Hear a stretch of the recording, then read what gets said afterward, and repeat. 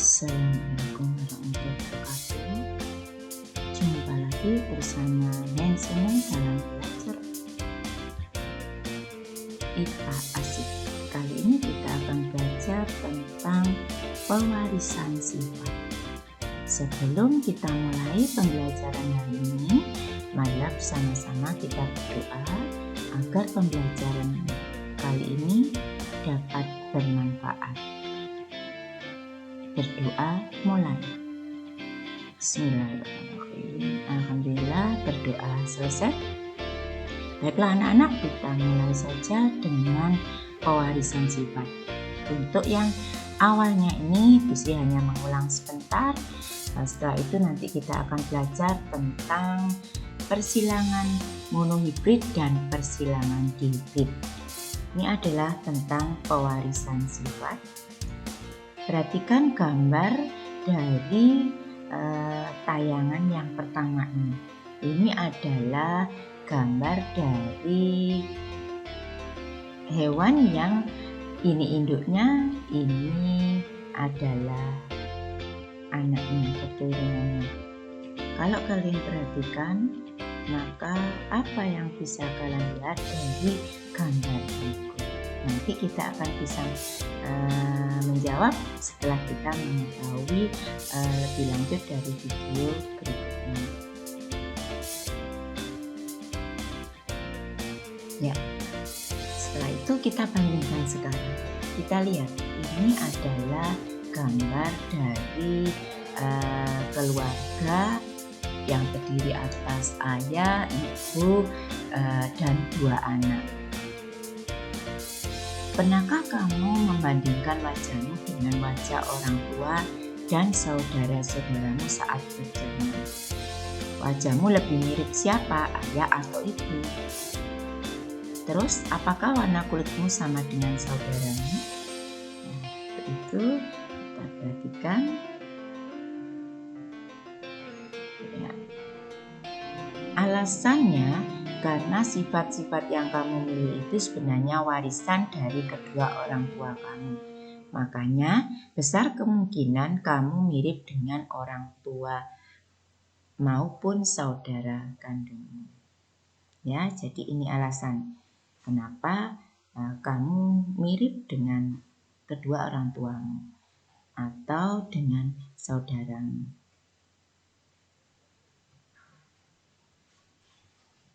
Ya, ketika kalian melihat gambar yang pertama bahwa bebek memiliki bulu yang mirip dengan induknya.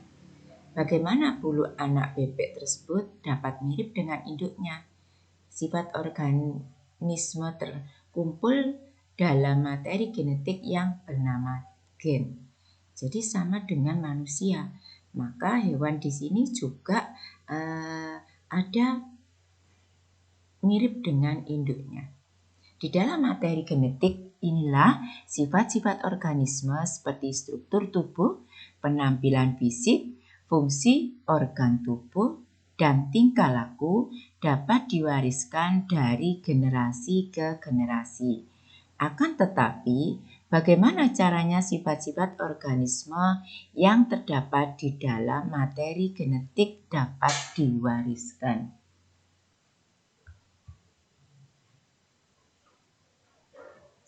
Ya, untuk itu kita akan belajar tentang materi ini. Kita pelajari dulu peta konsepnya. Di sini adalah pewarisan sifat itu melalui gen yang terdapat dalam kromosom. Pewarisan sifat itu meliputi monohibrid dan dihibrid.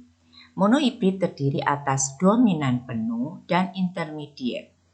Sementara dihibrid terdiri atas dominan penuh dan intermediate. Jadi ini adalah peta konsep yang akan kita pelajari mulai dari gen, kromosom, kemudian monohibrid, dihibrid. Nanti ada apa itu dominan penuh dan intermediate.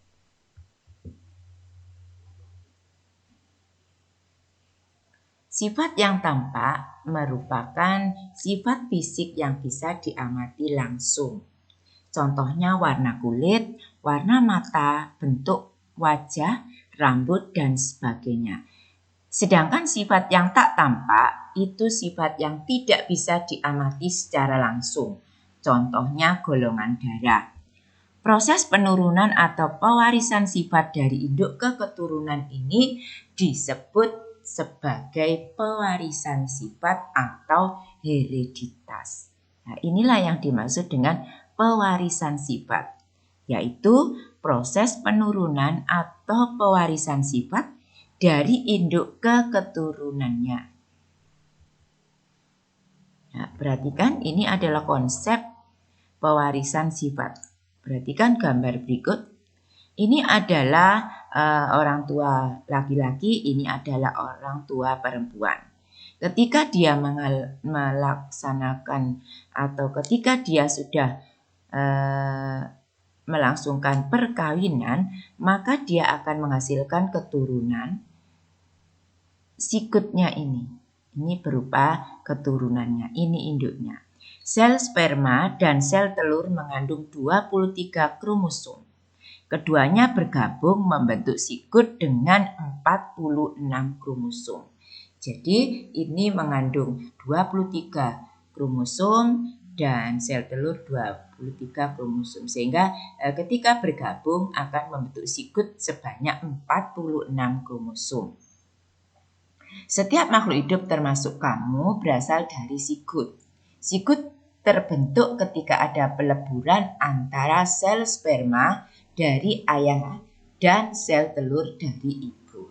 Nah, inilah proses terbentuknya sikut, yaitu terjadi peleburan antara sel sperma dan sel telur. Perhatikan gambar antara kromosom dan gen. Ini adalah gen, bagian dari DNA. Kemudian inti sel atau nukleus mengandung kromosom. Ini adalah inti sel mengandung kromosom. Sementara kromosom mengandung molekul DNA. Nah, molekul DNA ini punya bagian yang disebut dengan gen. Jadi gen itu adalah bagian dari DNA dan DNA itu ada dalam kromosom. Kromosom sendiri ada pada inti sel.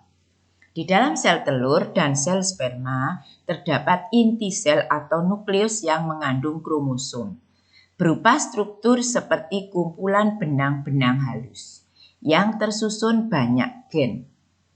Gen sendiri merupakan substansi kimia yang berperan sebagai faktor pembawa sifat.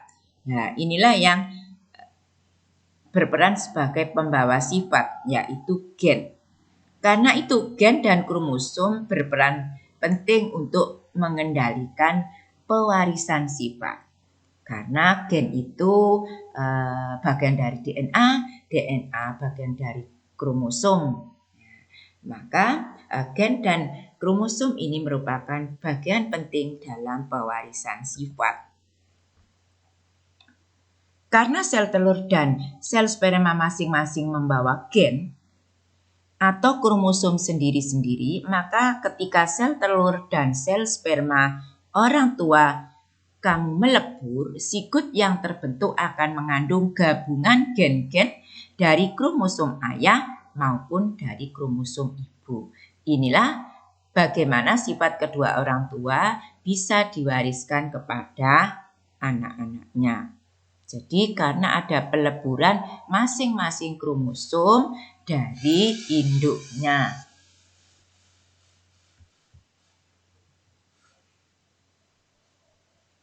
Kromosom merupakan struktur berbentuk seperti kumpulan benang-benang halus yang berfungsi sebagai pembawa informasi genetik dari induk kepada keturunannya. Ini adalah kromosom berupa benang halus sebagai pembawa informasi genetik. Nah, ini adalah kromosom. Jadi benang-benang halus. Setiap sel tubuh kita akan memiliki kromosom yang berpasangan. Ini kromosom yang berpasangan. disebut sebagai pasangan kromosom homolog. Sehingga sel tubuh kita bersifat diploid. Ini diploid. Tapi untuk sel kelamin atau gamet, kromosomnya nggak berpasangan, sehingga bersifat haploid. Jadi, sel tubuh mengandung kromosom berpasangan, sementara sel kelamin tidak berpasangan.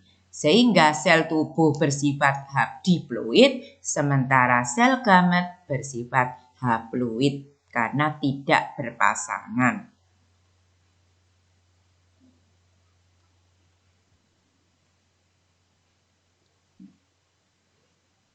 Kromosom tubuh atau autosom berfungsi untuk mengontrol sifat-sifat tubuh suatu organisme, tapi tidak ikut menentukan jenis kelamin. Kromosom tubuh dilambangkan dengan simbol A besar yang berasal dari kata autosom. Jumlahnya ada 22 pasang atau 44 buah, sehingga sering disebut 22AA atau 44A. Jadi 22AA karena berpasangan, sehingga sering disebut 22AA atau 44A. Sementara kromosom kelamin atau disebut gonosom berfungsi untuk menentukan jenis kelamin suatu organisme dan beberapa sifat tertentu. Gonosom berjumlah 1 pasang atau 2 buah.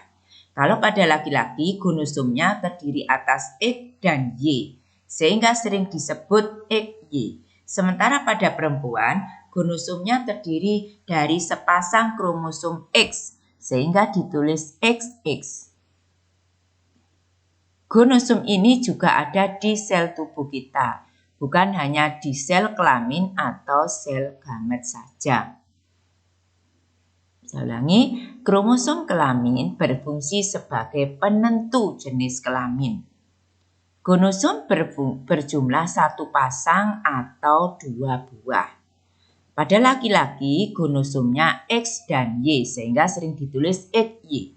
Pada perempuan, sepasang kromosom X, sehingga ditulis XX. Gonosom juga ada pada sel tubuh kita.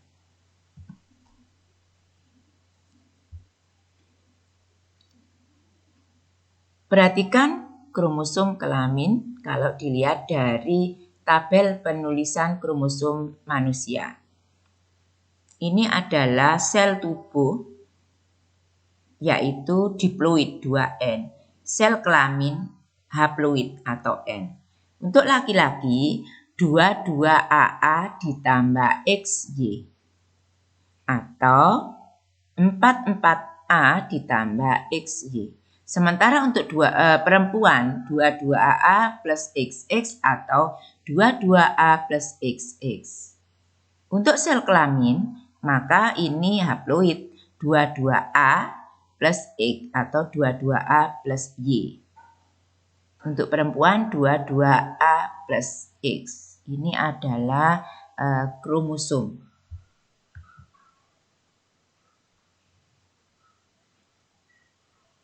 Dan sekarang adalah gen. Gen merupakan substansi kimia yang mengontrol pewarisan sifat. Jumlah gen yang ada di tubuh kita bisa mencapai puluhan, bahkan ratusan ribu. Masing-masing akan mengkode sifat yang berbeda dan juga memiliki rumah sendiri-sendiri di kromosom. Rumah gen ini disebut locus. Jadi gen merupakan substansi kimia yang mengontrol pewarisan sifat. Jumlah gen yang ada di tubuh kita mencapai puluhan bahkan ratusan ribu. Masing-masing mengkode sifat yang berbeda dan memiliki rumah sendiri-sendiri. Rumah gen itu disebut locus. Setiap gen yang mengkode karakter tertentu sebenarnya masih punya beberapa variasi yang disebut sebagai alel. Misalnya gen pengkode warna bunga akan memiliki 2 macam alel atau 2 macam variasi.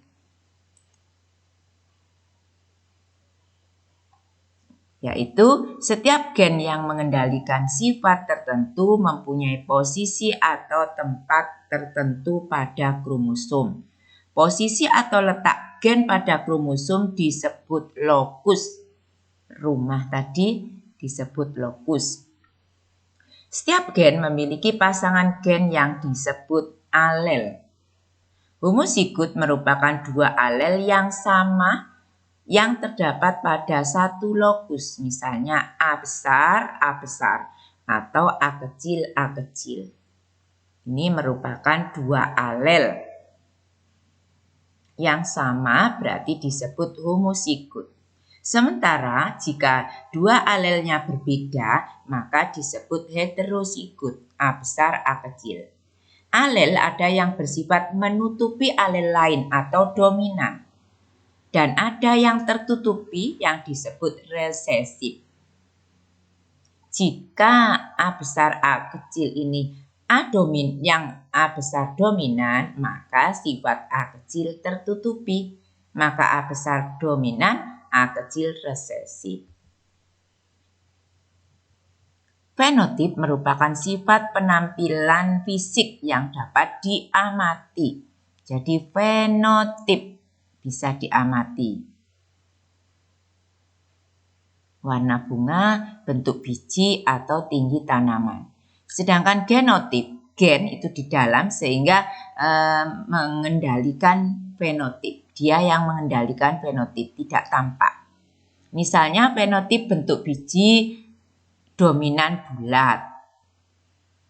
Terdapat 2 jenis genotip, yaitu R besar homozigot karena dominan. Ya, maka R besar R kecil heterozigot. Tetap dominan R. Sedangkan untuk fenotip bentuk biji keriput dikendalikan oleh genotip R kecil atau homozigot karena ini sama. Kalau ini berbeda heterozigot.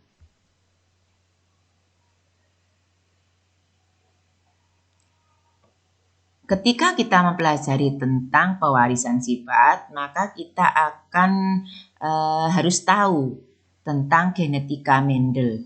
Mendel ini nama orang ya, yaitu Gregor Johann Mendel. Meneliti tentang pola pewarisan sifat pada tumbuhan kacang kapri. Karena dia mengeluarkan hukum Mendel, maka dia disebut sebagai bapak genetika. Berkat penelitiannya, sekarang kita dapat mengerti pola pewarisan sifat suatu organisme. Ilmu yang mempelajari pola pewarisan sifat atau hereditas pada makhluk hidup disebut genetika. Nah, Mendel diakui sebagai bapak genetika. Nah, ini adalah gambar Gregor Johann Mendel sebagai bapak genetika. Ya, dia lahir pada tanggal 22 Juli 1822. Merupakan ilmuwan yang menemukan prinsip bahwa pewarisan sifat mengikuti pola-pola tertentu yang disebut pola hereditas. Ia juga menjadi orang pertama yang meletakkan bidang matematika dalam genetika. Karena peran Mendel dalam dunia genetika, maka ia disebut sebagai bapak genetika. Ya, ia membawa pencerahan tentang hereditas dan pewarisan sifat. Ini hukum Mendel yang pertama, setiap gen di dalam alel, ingat ya alel tadi apa? Akan berpisah atau bersekresi secara bebas pada saat pembentukan gamet. Sekali lagi, hukum 1 Mendel, setiap gen di dalam alel akan berpisah atau segregasi secara bebas pada saat pembentukan gamet. Mendel memilih tanaman kacang kapri atau Pisum sativum sebagai objek penelitiannya. Mengapa? Karena tanaman ini memiliki beberapa kelebihan. Di antaranya menghasilkan banyak keturunan. Daur hidupnya pendek, mudah melakukan penyerbukan dan mempunyai sifat-sifat beda yang mencolok. Langkah awal yang dilakukan Mendel adalah menentukan galur murni, yang merupakan tanaman yang apabila melakukan penyerbukan sendiri menghasilkan keturunan yang memiliki sifat sama dengan tanaman induknya. Ini adalah gambar dari kacang kapri. Ini benang sari dipotong, kemudian serbuk sari dari tanaman lain ditempelkan pada kepala putih. Ini persilangan yang dilakukan oleh Mendel.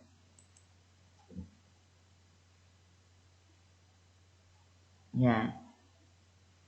Pada kali ini kita akan belajar tentang persilangan monohibrid dan hukum segregasi.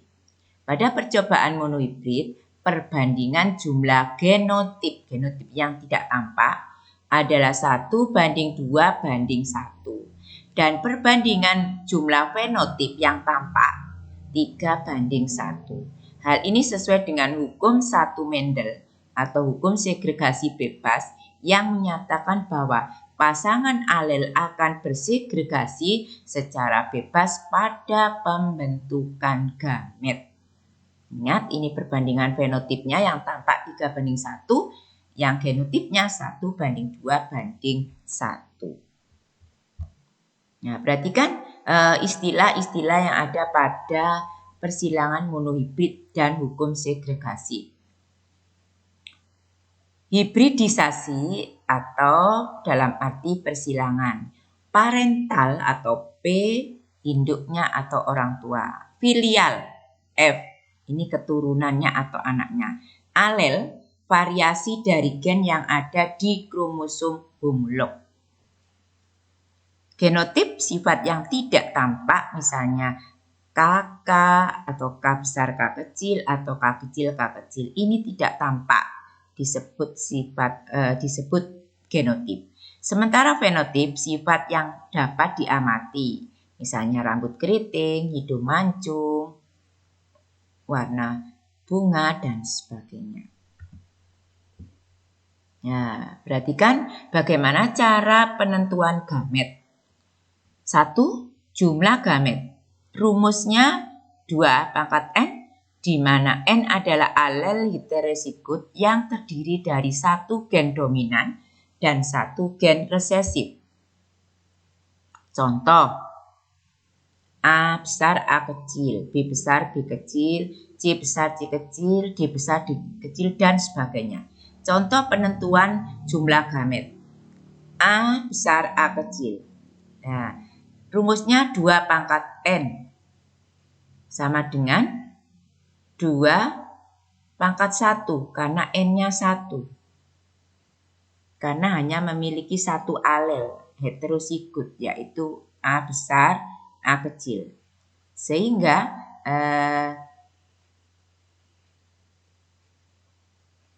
2/n sama dengan 2/1, yaitu 2.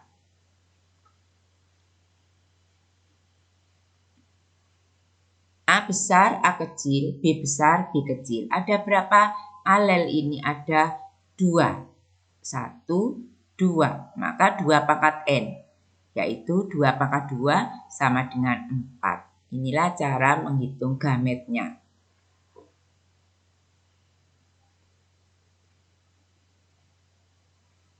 Jenis gamet.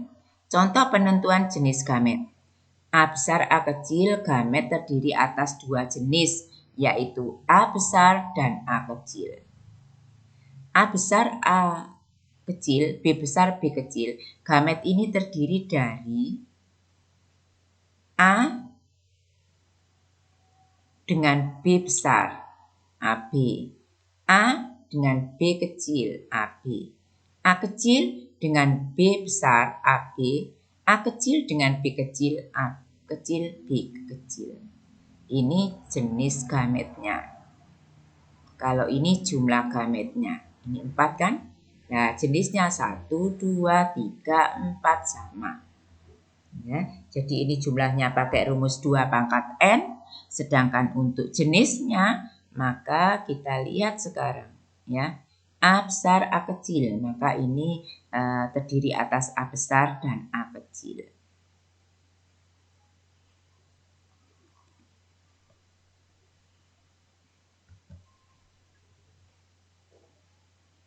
Persilangan monohibrid adalah persilangan dengan satu sifat beda.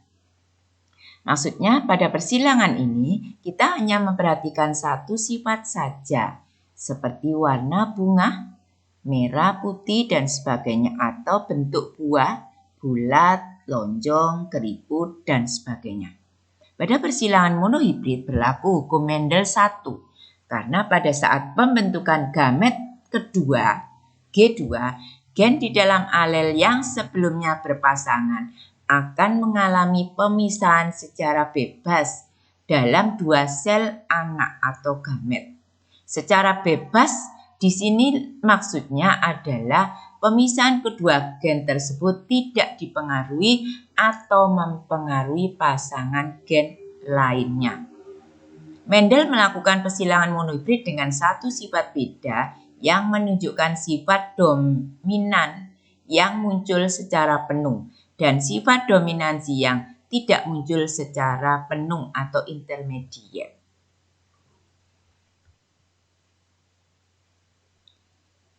Bagaimana dominansi penuh? Persilangan pada kasus dominansi penuh akan terjadi apabila sifat gen yang satu lebih kuat dibanding dengan sifat gen yang lain. Akibatnya, sifat gen yang lebih kuat itu akan menutupi sifat gen yang lemah. Dalam hal ini, gen yang memiliki sifat yang kuat disebut gen dominan, sementara yang memiliki sifat lemah disebut gen resesif. Perhatikan contoh berikut ini, ya. Persilangan antara bunga mawar merah dengan bunga mawar putih. Ini M besar, M besar, M kecil, M kecil. M besar bersifat dominan penuh terhadap M kecil. Nah, kita diminta untuk melakukan persilangan sehingga mendapat F2, keturunan kedua. Penyelesaiannya P1, M besar, disilangkan dengan M kecil, ini merah, ini putih.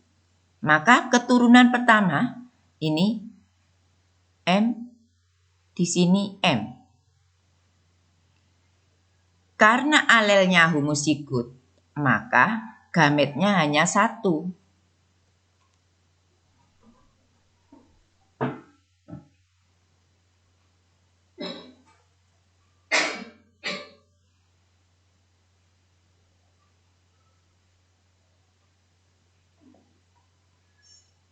Sehingga F1 sama dengan M besar, M kecil. M bersifat dominan dari M sehingga F1 bersifat merah karena merah dominan terhadap putih. Ya, perhatikan tadi rumusnya 2 pangkat N ya.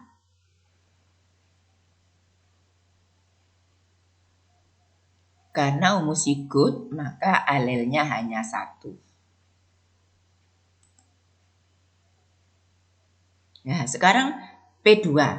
Tadi M besar, M kecil ini merah karena M besar dominan. Disilangkan dengan M besar, M kecil yaitu merah. Sehingga gamet kedua M dengan M kecil.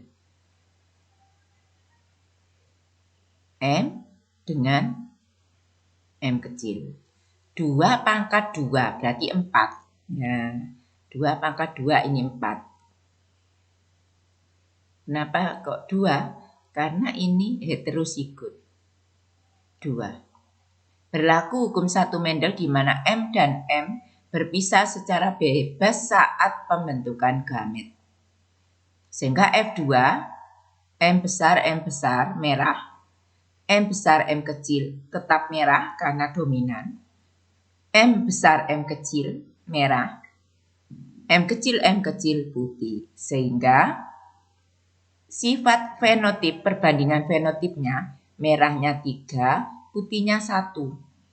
Sehingga 3 dibanding 1. Sebaliknya untuk perbandingan genotipnya, yaitu M besar berarti 1, M besar M kecilnya ada 2, M kecil 1. Ini perbandingan genotip yang tidak tampak.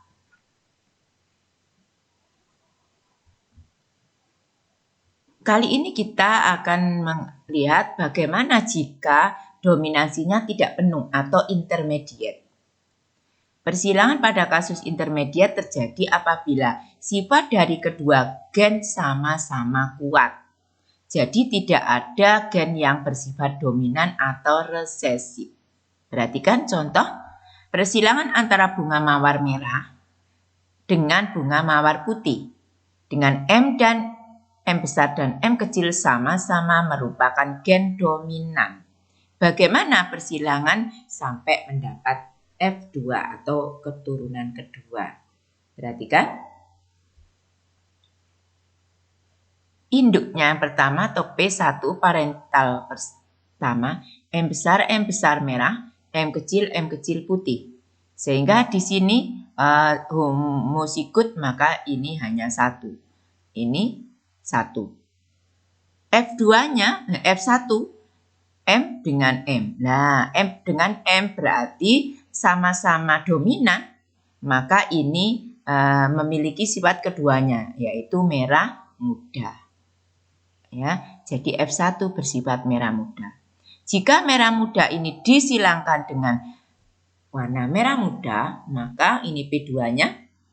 Maka di sini heterozigot ada M besar, M kecil. M besar, M kecil. Ini ada 2. Maka 2 pangkat 2 yaitu 4. Ada 4 di sini alelnya. Ya, perhatikan F2. M besar merah, M besar M kecil merah muda, ada 2 merah muda, kemudian putih M kecil. Sehingga perbandingan fenotipnya 1 banding 2 banding 1. Perbandingan genotipnya 1 banding 2 banding 1. Ya, ini yang intermediate. Jadi tidak ada yang menang, tidak ada yang kalah, atau tidak ada yang dominan, tidak ada yang resesif, tetapi intermediate. Nah, contoh perhatikan. Ini adalah kalau gambar bunga ungu dengan bunga putih. Maka F1-nya ini bunga ungu, U besar, U kecil. Ini kan cuma 1 U saja gametnya. Ini U kecil sehingga disilangkan di sini U besar, U kecil. Ungunya ada 3. Nah, kalau kita lihat semuanya ungu karena ini adalah dominan. Ini fenotipnya, ini genotipnya. Ya.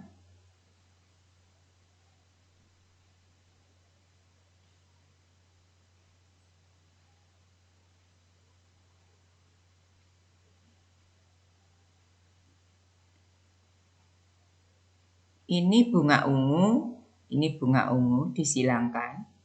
Sehingga ini bunga ungu ada 3 karena ini kita lihat ini putih, M kecil ketemu U kecil. Maka ini bunga putih. Sehingga menghasilkan U besar dibanding U besar U kecil dibanding U kecil 1 dibanding 2 dibanding 1. Kalau ini perbandingan genotip. Perbandingan fenotipnya 3 bunga warna ungu, 1 bunga warna putih. Ya, 1 bunga warna putih.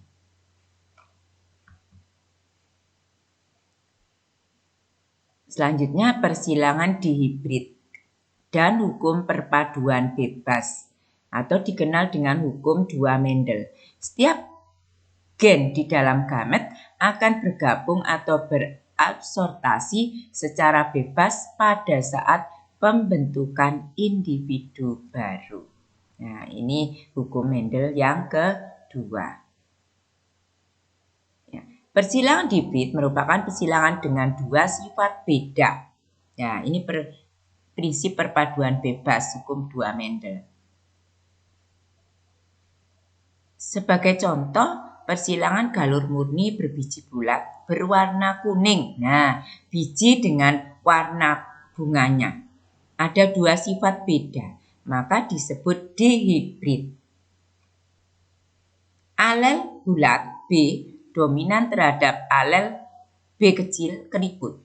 Alel K kuning dominan terhadap alel K hijau. Bagaimana perbandingan fenotip dan genotip generasi F2? Perhatikan tabel berikut. Ya, ini parental 1. Bulat kuning, keriput hijau. Bulat dilambangkan dengan B besar, kuning K besar. Keriput B kecil, hijau K kecil. Sehingga alelnya ini dua alel, yaitu ini adalah heterozigot, maka ini BK. Di sini BK, B besar K kecil, ya. Generasi F1. Jadi ini dikawinkan. B besar, K besar, B kecil, K kecil. Sehingga B besar, B kecil, K besar, K kecil. Ini adalah generasi pertama, ya, F1. B besar, B kecil, K besar, K kecil. Ya, ini ada dua sifat beda.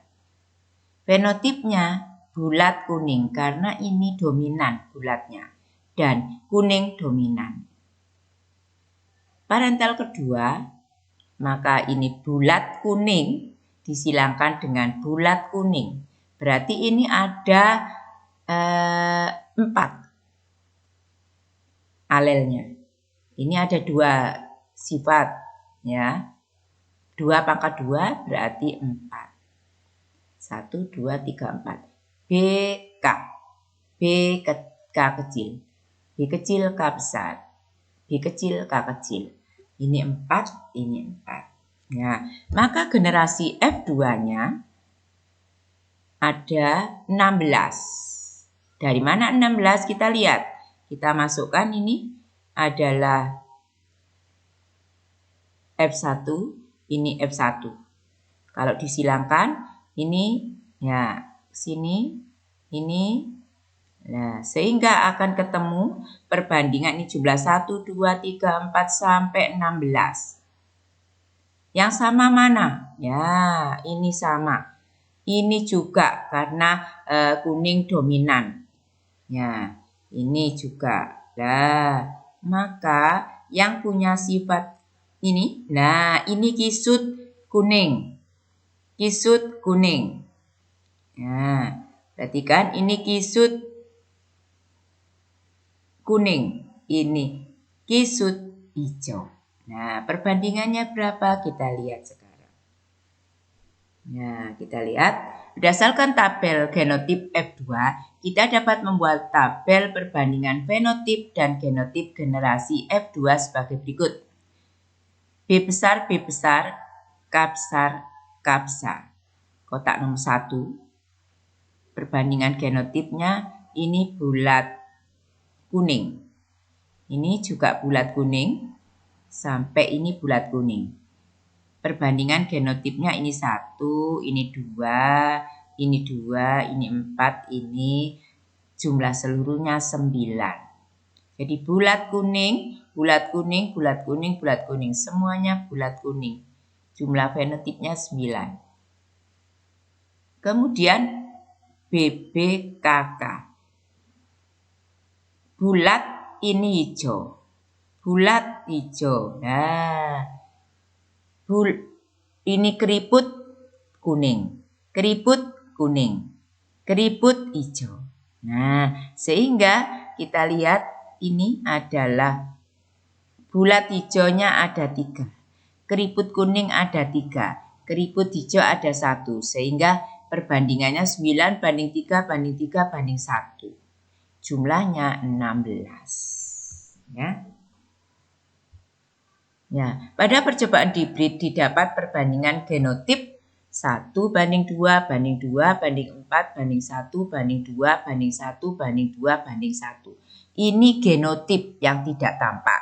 Sementara fenotipnya 9, ini 5 dengan ini 9 banding 3 banding 3 banding 1. Berdasarkan data hasil percobaannya, Mendel membuat sebuah kesimpulan bahwa setiap alel dari satu lokus itu daerah kromosom, dapat berpasangan secara bebas dengan alel dari lokus lain pada pembentukan zigot. Kesimpulan ini disebut dengan hukum perpaduan bebas atau hukum kedua Mendel. Nah, perhatikan contohnya. Ya, ini contoh yang kedua, bulat kuning, kisut hijau. Kalau kita gambarkan seperti ini ya, sama dengan tadi. Ya, ini perbandingannya. Ya, jadi ini secara garis besar. Ya, ini sekarang latihan soal. Persilangan antara semangka bulat hijau dengan semangka lonjong kuning, bentuk bulat dominan terhadap bentuk lonjong, dan warna hijau dominan terhadap warna kuning. Lakukan persilangan sampai mendapatkan F2. Hitunglah rasio fenotipnya. Jadi anak-anak bisa melihat contoh yang di depan tadi ya. Nah, sekarang bagaimana penerapan genetika ini dalam kehidupan sehari-hari? Untuk apa? Nah, ini adalah penerapan genetika.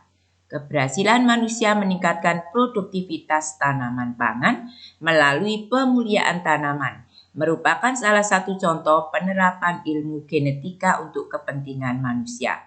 Kemudian persilangan tanaman, pemilihan bibit unggul, kemudian pemilihan varietas bibit unggul.